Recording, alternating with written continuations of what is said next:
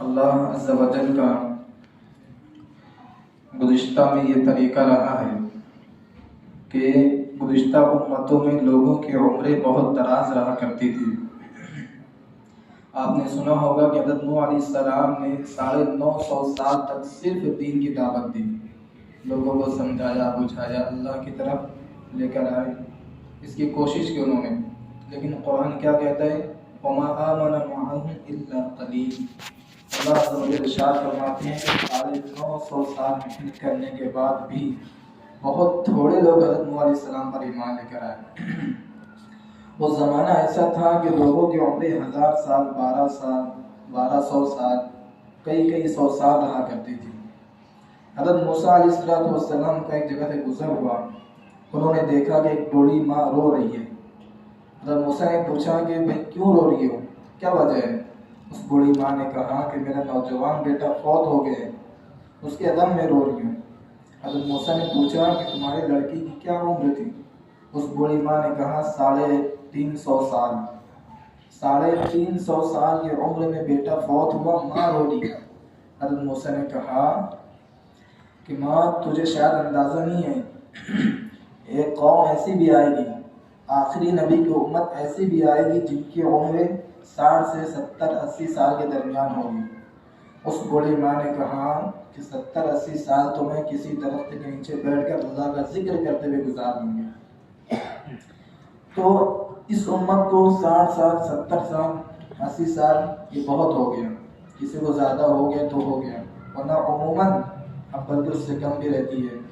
تو صحابہ کرام رضوان اللہ تعالی علیہم اجمعین بس اوقات اللہ کے نبی صلی اللہ علیہ وسلم کے سامنے یہ اظہار فرماتے تھے کہ پرانی جو امتیں تھیں ان کی عمریں بہت دراز ہوا کرتی تھیں، وہ تو ہم سے نیکی میں بہت آگے نکل جائیں گے، ہماری تو مختصر سی زندگی ہے، ہم اس میں کیا کچھ کر پائیں گے۔ اللہ کے نبی صلی اللہ علیہ وسلم نے ارشاد فرمایا اور بہت ساری جگہوں پر ارشاد فرمایا کہ تھوڑی بہت عبادت کر لو، 100 سال کی عبادت کا ثواب۔ اللہم صلی علی محمد النبی الوجہ الطاہر الحبیب العالی مقام، ایسے کئی درود شریف اللہ کے نبی نے بتائے کہ ایک مرتبہ پڑھ لو 80 سال تک فرشتے ثواب لکھتے رہیں گے۔ اب اگر کوئی 40 سال کی عمر بھی ایک مرتبہ درود شریف پڑھ لے تو فرشتے اگر اس کا انتقال 80 سال پر ہو بھی جائے تو اس کے مرنے کے بعد بھی 40 سال تک فرشتے ثواب لکھتے رہیں گے۔ ایسے کئی درود شریف ہے جس کی فضیلت اس قدر آئی ہے۔ بہت سارے فضائل میں سے ایک فضیلت یہ بھی ہے کہ ایک مرتبہ اللہ کے نبی صلی اللہ علیہ وسلم نے اپنے چچا حضرت عباس رضی اللہ عنہ سے فرمایا کہ چچا کیا میں تمہیں ایک ایسا عمل نہ بتا دوں، کیا میں تمہیں ایسے 10 کام نہ بتا دوں؟ اس طرح سے حضور صلی اللہ علیہ وسلم نے فرمایا، اور یہ بھی فرمایا کہ اگر تم اس پر عمل کر لو گے تو جتنے بھی چھوٹے اور بڑے گناہ ہیں سب معاف ہو جائیں گے، چھوٹے بڑے گناہ سب معاف ہو جائیں گے۔ وہ عمل کیا ہے؟ وہ صلاۃ التسبیح کا عمل ہے۔ فقہاء کرام نے اس کے 2 طریقے بیان فرمائے ہیں، مختصر میں ذکر کر دیتا ہوں کہ اولا ہم 4 رکعت نیت کر کے تکبیر تحریمہ کر لیں، اس کے بعد ثنا پڑھیں، ثنا پڑھ لینے کے بعد تعوذ تسمیہ پڑھیں، اور تعوذ تسمیہ پڑھ لینے کے بعد 15 مرتبہ سورہ فاتحہ سے پہلے 15 مرتبہ ہم پڑھیں، پھر سورہ فاتحہ پڑھیں، پھر کوئی سورت پڑھیں، پھر 10 مرتبہ پڑھیں رکوع میں جانے سے پہلے، پھر رکوع میں جانے کے بعد 10 مرتبہ پڑھیں، پھر رکوع سے اٹھ کر قومے میں 10 مرتبہ پڑھیں، پھر پہلے سجدے میں 10 مرتبہ پڑھیں، پہلے سجدے سے اٹھ کر جب جلسے میں بیٹھیں تب 10 مرتبہ پڑھیں، پھر دوسرے سجدے میں ہم 10 مرتبہ پڑھیں، اور پھر اٹھ کر سیدھا کھڑے ہو جائیں۔ اس طرح سے 75 مرتبہ ہو گئے۔ دوسرا طریقہ کیا ہے کہ صرف 15 مرتبہ جو ہم ثنا کے بعد 15 مرتبہ ہم جو ثنا کے بعد پڑھتے ہیں وہ تعوذ تسمیہ سورہ فاتحہ کوئی سورت پڑھ کر پھر 15 مرتبہ پڑھیں۔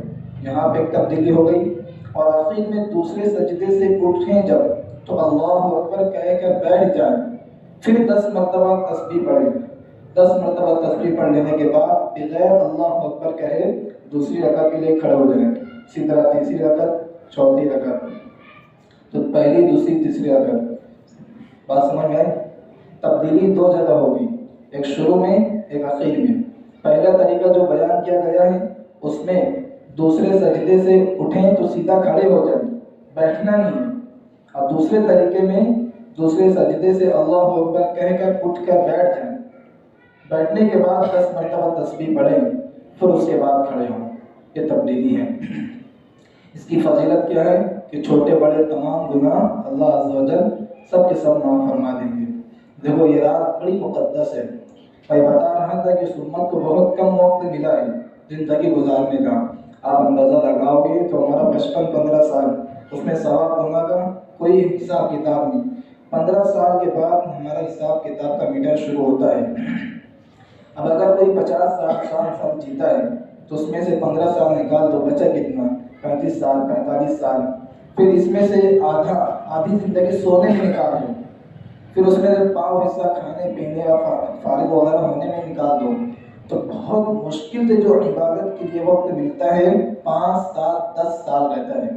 इसके अंदर भी हम अंदाज़ा लगाए तो हमसे बहुत कोताही होती है, बहुत सी नमाज़ें छूटती हैं, बहुत से इबादत छूटते हैं। तो ये जो मौके होते हैं कि जिनके अंदर इबादत कम, सवाब बहुत ज़्यादा, इसको पूरा पूरा वसूल कर लेना चाहिए। इस रात के अंदर लोग कब्रिस्तान भी जाते हैं। याद रहे कि अल्लाह के नबी सल्लल्लाहु अलैहि वसल्लम से ज़िंदगी में एक मरतबा कब्रिस्तान जाना इस रात में साबित है, सिर्फ एक मरतबा। अब अगर कोई यूं ही जाना चाहे और एक मरतबा ये समझ कर जाए कि अल्लाह के नबी गए थे इसलिए मैं भी जा रहा हूँ, तो ये हो गई सुन्नत। लेकिन हर साल लाजमी और ज़रूरी समझ कर जाए तो जो चीज़ दीन में लाजमी और ज़रूरी ना हो लेकिन लाजमी और ज़रूरी समझ कर कोई करता है तो उस पर गुनाह मिलता है, उसे बिदअत कहते हैं। इसलिए अगर कब्रिस्तान जाना है तो जा सकते हैं, लेकिन हमारी नीयत दुरुस्त रहनी चाहिए, लाजिम और ज़रूरी समझ कर हम ना जाएं। फिर इसी तरह बाद लोग समझते हैं कि पूरी रात इबादत करनी चाहिए। कोई 3 बजे 4 बजे या 2 बजे 1 बजे सो जाता तो लोग उसे मालूम समझते हैं कि भाई आधी रात इबादत की और सो गए। ऐसा नहीं है। सबसे बेहतरीन अमल यही है कि फ़र्ज़ इशा की फ़र्ज़ की नमाज़ पढ़ ली जाए, सुन्नत वित्र पढ़ ली जाए और उसके बाद अगर मौका हो तो सलातुल तस्बीह पढ़ ली जाए। अब अगर बशाशत ना हो तो आराम करो, सो जाओ, पूरी रात सो, लेकिन सुबह में तहज्जुद पढ़ लो और तहज्जुद के बाद फज्र की नमाज जमात के साथ अगर पढ़ लेते हैं तो ये सबसे बड़ा अमल कमाने वाला है। रात भर इबादत करेंगे, घूमेंगे फिरेंगे और फज्र के वक्त तो सो जाएंगे, बहुत बड़ा गुनहगार होगा। ख्याल है। फिर इन मौक़ों पर दुआ की कसरत करनी चाहिए, ख़ास तौर पर उन लोगों के लिए जो अब हमारे सामने रहे नहीं। गुज़िश्ता साल हमारे साथ थे, उनका साया हमारे सर पर कायम व दायम था, लेकिन अब वो हमारे साथ नहीं है। हमारे माँ बाप, दोस्त, करीब रिश्तेदार, बहुत से ऐसे लोग हैं जो थे अब नहीं है। हम इस दुनिया में रहते हुए जितना चाहे अमल कर सकते हैं, जितना चाहे सवाब कमा सकते हैं, लेकिन जो लोग इस दुनिया से चले गए हैं वो एक ज़र्रा बराबर भी नेकी का काम नहीं कर सकते। वो मुंतज़िर रहते हैं कि मेरा बेटा कोई अमल करे और मुझे बख्श दे, मेरी बेटी कोई काम करे, नेकी का काम करे, मुझे बख्श दे, इंतज़ार में रहते हैं। कितने ऐसे लोग होते हैं जो पूरा पूरा कुरान रोज़ाना पढ़ के अपने माँ बाप को बख्शते हैं, और कितने महरूम भी होते हैं जो सालों साल एक पारा भी नहीं पढ़ पाते। तो इस रात के अंदर चूँकि सवाब बहुत ज़्यादा है, इसलिए हम नमाज भी पढ़ें, दुआ अस्कार भी करें, इसको भी लाजिम और ज़रूरी समझ कर नहीं, बल्कि इस वजह से कि भाई इसकी फजीलत ज़्यादा है, इसमें सवाब ज़्यादा है, इसलिए हम इबादत करें, दुआ अस्कार करें, तिलावत करें। जितना बशाशत से हो जाए उतनी हम तिलावत ज़िक्र अस्कार कर लें, अपने लिए दुआ कर लें, अपने वालिदैन के लिए दुआ कर लें। जिंदा हैं तो भी उनके लिए करें, जिंदा नहीं है इस दुनिया से कोश फरमा करें तो उनके लिए ज़रूरी तौर पर दुआ करें।